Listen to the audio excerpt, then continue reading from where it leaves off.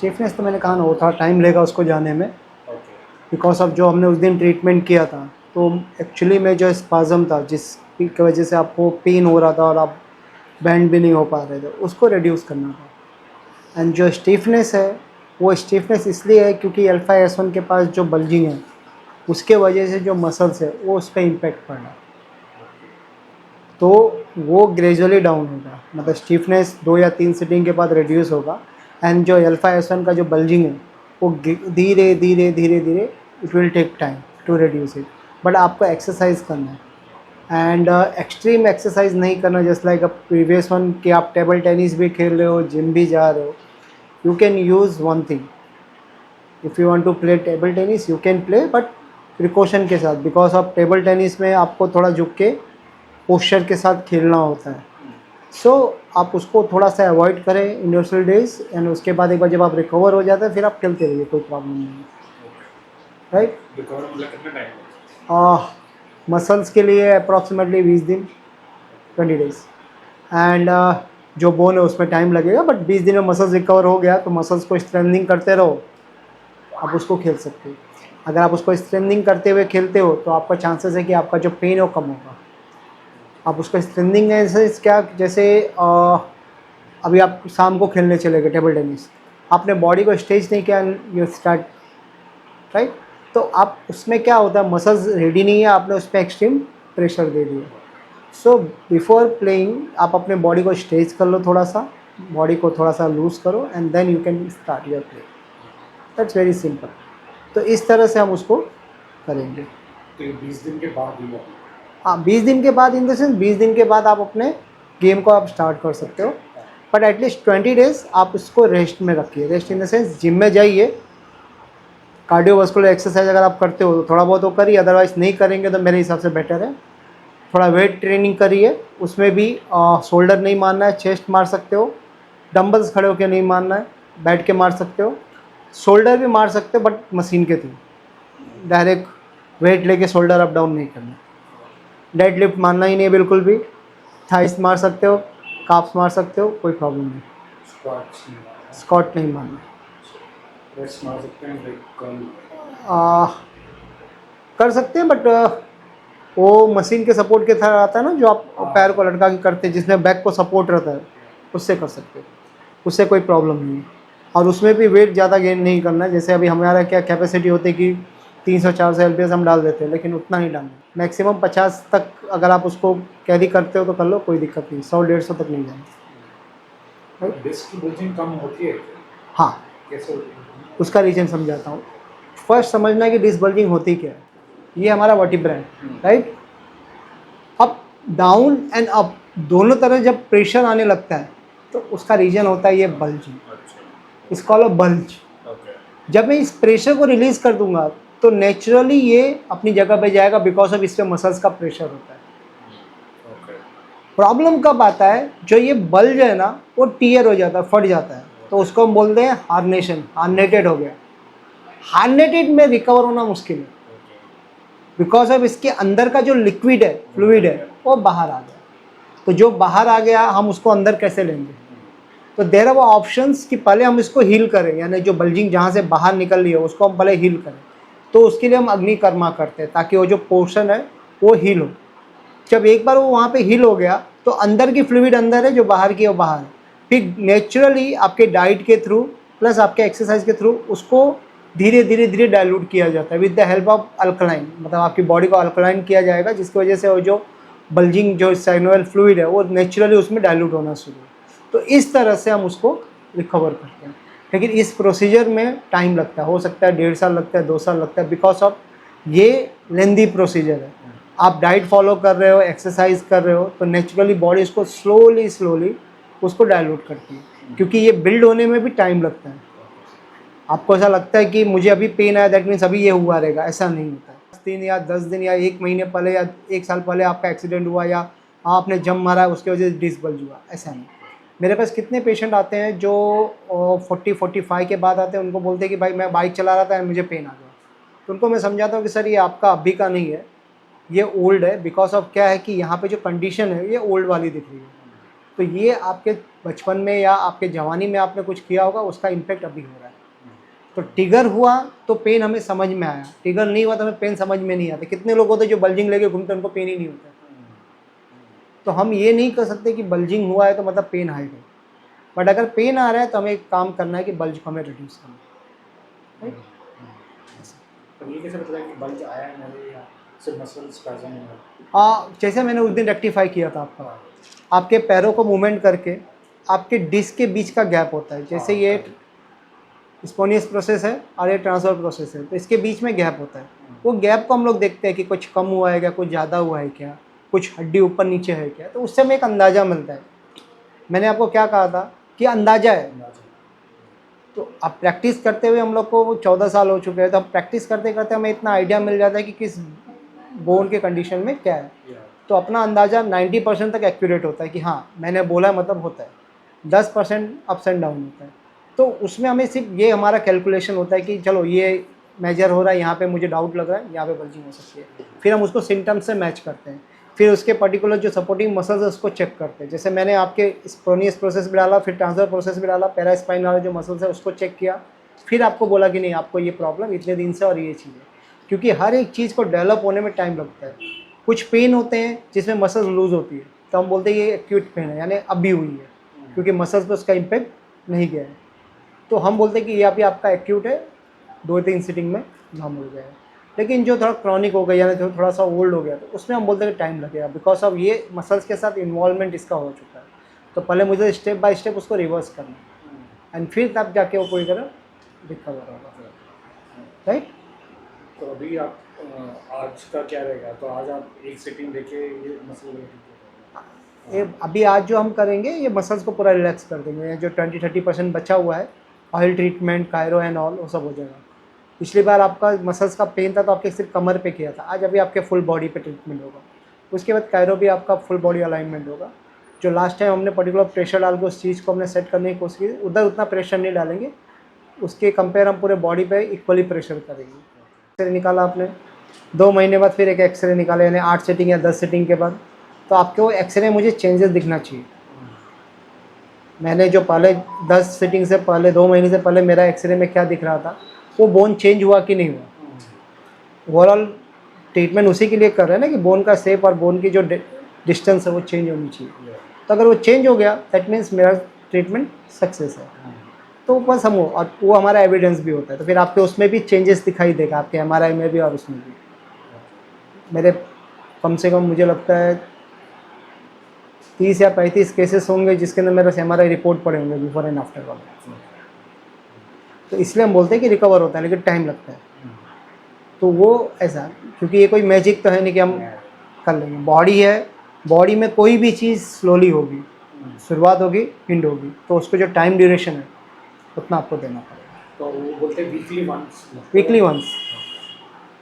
उसमें भी जैसे अभी आपका 10 सीटिंग बोलेंगे तो 2.5 महीना हो जाता है, वीकली वंस बोलेंगे तो हफ्ते में 1 दिन हो गया, 4 हफ्ते का महीना होता है, तो 8 का 2 महीना और 2 का 2.5 महीना, या 2.5 मंथ हो जाता है।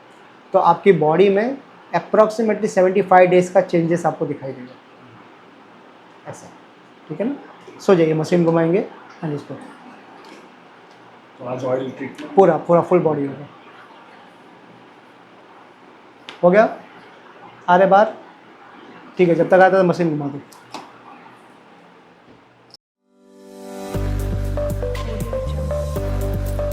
Welcome to Jivanati Therapy and Chiropractor Center. समय ये बहुत ज़्यादा स्टिफ था और ये आपका पोस्चर भी चेंज था, मतलब ये जो बोन था पेन की वजह से ये ऊपर से हल्का सा कर्व था, जिसकी वजह से ये जो पेन था वो आपको बैंड होने नहीं दे रहा था आगे की तरफ। अभी ये मसल्स काफ़ी लूज हो गए एकदम। अच्छा ये लूज है, लेकिन इधर हल्का सा स्पाजम अभी भी है, ये हिस्से में ये जो है ना, ये अभी भी स्पाजम है हल्का सा, लेकिन पहले से मसल्स काफ़ी लूज हो गए और पोस्चर भी पहले से ज़्यादा इंप्रूव हो गया। लास्ट टाइम जो पोस्चर था वो थोड़ा सा कर्वेचर था यहाँ पे हल्का सा, जैसे ये बैंड आपको सीधा खड़ा नहीं होने देगा। अभी ये काफ़ी आपको स्ट्रेट एंड कोई ज़्यादा मसल्स के ऊपर ये स्ट्रेस नहीं दिख रही, काफ़ी अच्छा। तो एक्सरसाइज करिए, एक्सरसाइज करेंगे और भी इम्प्रूवमेंट आएगा आपको। डाइट चार्ट भेजा था ना मैंने आपको, relax.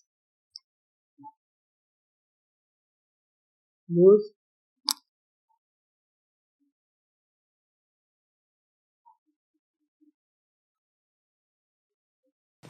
Good good good, loose एकदम,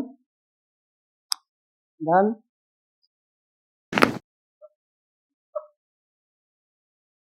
रिलैक्स, गुड गुड। चलिए घुटना मोड़िए, रिलैक्स, गुड,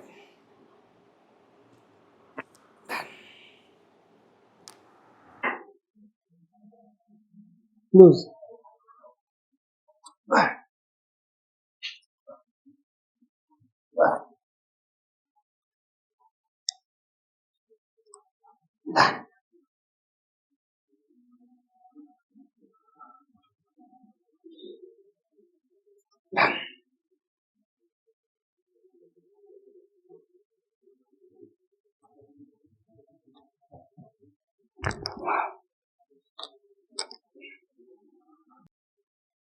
बॉडी लूज। चलिए एक साइड आ जाइए,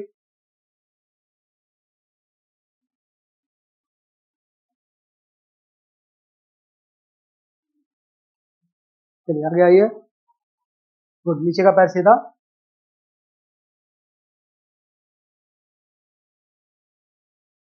लूज,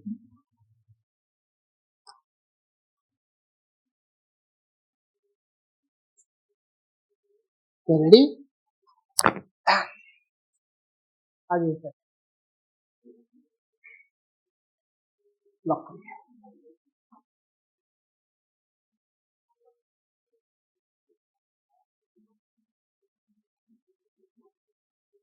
रेडी,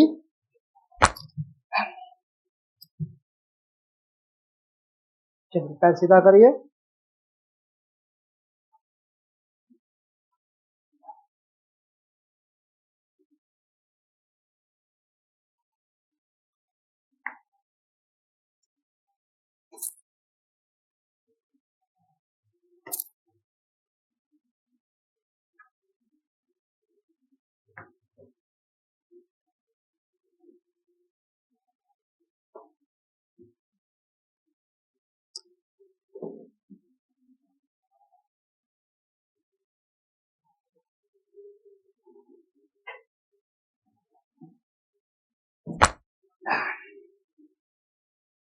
चलिए चल के देखिए, आवाज़ पेन, कोई प्रेशर नहीं है, फॉरवर्ड बेंडिंग होके देखिए पेन कैसा आ रहा है, कुछ पेन आ रहा है,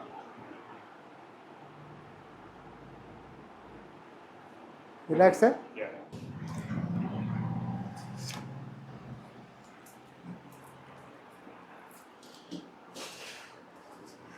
so how was the feeling? I think the feeling is good. काफ़ी जो पहले दिन आया था तो लग रहा था क्या होगा। पहले आप शोल्डर के लिए आए थे? नहीं, जब मैं 2 दिन पहले आया था तब तो मुझे था कि क्या होगा। अरे तब तो आपका काफ़ी ज़्यादा सीवियर कंडीशन था उस समय, तो आपका वो पूरा मसल्स उसने इस तरह से पकड़ा हुआ था ना कि आप ना तो फॉरवर्ड बेंडिंग कर पा रहे थे ना बैकवर्ड बेंडिंग कर पा रहे थे, पूरे एक ही स्टेप पे आपने पूरा पकड़ के रखा था, और जो स्पाज्म था मस्कुलर वो और भी एग्रीवेट होता अगर उसको हम उस समय हाँ आगे पीछे करते तो होता, लेकिन सही समय पे आप आ गए जिसके वजह से उसको अलाइनमेंट करके मसल्स को रिलैक्स करके उस पेन को हमने साइड में किया, और मुझे नहीं लगता कि नेक्स्ट डेज आपको काफ़ी रिलीफ हो गया रहेगा। यार जब मैंने रात को दवाई ली, जब आपको फ़ोन किया था हाँ। उसके नेक्स्ट डे उठा, मुझे लगा कि यहाँ पे बेटर है, काफ़ी 50-60% बेटर लगा। फिर अगले दिन मैंने just follow out what use किया। थोड़ा जैसे मैंने हॉट फर्मेंटेशन बोला था उसको आपने यूज़ किया, एंड उससे फिर वो हाँ, फिर से काफ़ी बेटर। एंड आज सवेरे कैसा था? आज सवेरे हल्का सा मैं उठा तो स्टिफनेस फील होता था मुझे, Okay. लेफ्ट साइड ज़्यादा। हाँ, जैसे मैं अभी जब आया तब मुझे स्टिफनेस लग रहा था कि पहले होगा 70-80% है, बट अभी मेरे को अभी कुछ अभी 100% रिलैक्स लग रहा है लेकिन अभी 100% रिलैक्स नहीं हुआ है, ठीक है ना, मस्कुलर स्टिफनेस रहेगा, आपको धीरे धीरे उसको वर्कआउट करना है जैसा मैंने आपको बताया, क्योंकि अल्फा एसएन में आपको प्रॉब्लम है तो मस्कुलर स्टिफनेस आपको बीच बीच में आते रहेगा, तो आपको B12 कंटिन्यू लेना है ताकि आपके बॉडी में जो मसल्स की स्ट्रेंथ है वो अच्छी रहे और उसका बॉन्डिंग अच्छी रहे, प्लस पॉसिबल होगा तो D3 भी आप एक लेंगे, लेकिन D3 लेने से पहले मैं एडवाइस करूंगा कि आप एक बार टेस्ट करा लेना D3 का, क्योंकि अगर कमी है तो ही लेना, अदरवाइज लेने की ज़रूरत नहीं है।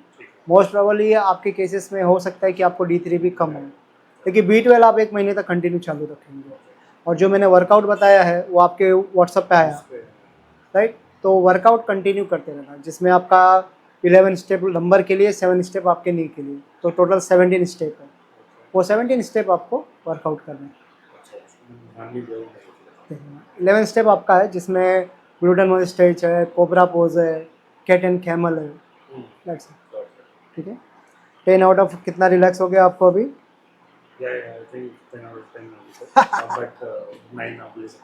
कोई इशू नहीं, 10 आउट ऑफ 10 मैं खुद ही नहीं बोलूँगा, क्योंकि मुझे मालूम है कि वो ये पेन इतना जल्दी नहीं जाता है। हाँ, लेकिन अभी रिलैक्स है तो ठीक है, अच्छी है। डन, आज का हो गया सर। आज न्यूरो वगैरह कुछ नहीं करने, आज उसकी ज़रूरत नहीं है क्योंकि मसल्स आज रिलैक्स है। देखिए मसल्स का पेन है ना, उस पेन को हमें पहले फाइंड आउट करना है किस डिपार्टमेंट में है, राइट? मसल्स में है, बोन में है या नर्व्स में है। जब हमने डिपार्टमेंट फाइंड आउट कर लिया, अब उसको हमें वर्कआउट करना है। उस दिन आपका पेन एक्सट्रीम था तो इसके लिए फिर उसमें वैरायटी ऑफ ट्रीटमेंट मैंने किया, लेकिन आज जो पेन है आपका वो डाउन है, मतलब एकदम क्लियर है, कोई पेन नहीं है। तो जब पेन नहीं है तो मसल्स को फिर से स्टिमुलेट करके कोई मतलब नहीं है। तो इसके लिए जितने आपको नेसेसरी स्टेप थी उसको हमने किया, जैसे ऑयल ट्रीटमेंट आपको फुल बॉडी दिया, स्टीम आपको दिया, फिर कायरो किया, तो आपको जो भी रिक्वायरमेंट थी वो चीज़ हमने दे दिया। अब अननेसेसरी उसको मैं अगर एक्यूपंक्चर करूँगा तो फिर से पेन ट्रिगर होगा, तो वो चीज़ हम नहीं करेंगे, राइट? तो आपने बोला कि ये इशू आता रहेगा, मतलब हाँ, ये आते रहेगा, लेकिन अगर आप वर्कआउट करते हैं तो फिर आपको ये फेस नहीं होगा। वर्कआउट मतलब जिम वर्कआउट बोल रहे हैं या जो एक्सरसाइज? जिम प्लस मैंने जो एक्सरसाइज भी था, मैंने क्या कहा, आपको मसल्स में टोन कर दिया हूँ, अब आप उसको स्ट्रेंथनिंग देने का काम आपका काम है। तो आप अगर घर पे एक्सरसाइज कर रहे हैं, जो मैंने वर्कआउट बताया वो कर रहे हैं, जिम में जाके आप स्ट्रेंथनिंग दे रहे हैं, तो पेन आने का सवाल ही नहीं है। मसल्स का काम है पेन को एब्जॉर्ब करना, सिंपल चीज़ में आप ये समझिए। तो आपके बॉडी में जो भी पेन आता है वो कब तक बाहर नहीं आएगा, जब तक मसल स्ट्रेंथनिंग स्ट्रांग है।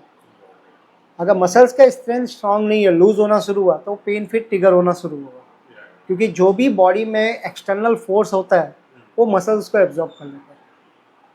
बैठने पे, चलने पे, गाड़ी चलने में झटका जो लगता है, अगर आपका मसल स्ट्रांग है तो आपको हड्डी तक कुछ जाएगा ही नहीं, राइट? जैसे एक चीज़ होता है, नेक्स्ट वीक इस पे लंबी ड्राइव करनी है, कर सकते हैं या? मैं एडवाइस करूँगा अगर आपको नेक्स्ट वीक लंबी ड्राइव करनी है ना, तो बीच में 1 या 2 सीटिंग आप ले लो, ताकि मसल्स को और भी मैं लूज़ कर दूँ। कितने घंटे की जर्नी है? 5 घंटा, 10 घंटा, 12 घंटा? 6 घंटे। तो 1 सीटिंग सफिशिएंट है। अच्छा, तो आपको चाहिए रहेगी? हाँ, वो इसलिए ताकि मसल्स को मैं लूज़ कर दूँ, क्योंकि अभी आप उससे रिकवर किए और कल आप 1 वीक बाद आप सीधा कंटिन्यू बैठ के जाएंगे, तो इसके लिए मसल्स को एक बार लूज़ कर लेंगे। ड्राइविंग से, जैसे कल आपको ड्राइविंग पे जाना है, आप 1 दिन पहले, राइट, उससे 1 दिन पहले अगर वेडनेसडे रहेगा तो फिर मैं उसके उसी दिन, मतलब अगर जैसे अपनी खुद की कार है, अपने को निकलना है, तो मॉर्निंग में आप आगे ट्रीटमेंट करा के निकल जाओ, ऐसा। लेकिन उससे 1 दिन 24 आवर्स के बीच में आपको आना रहेगा, राइट?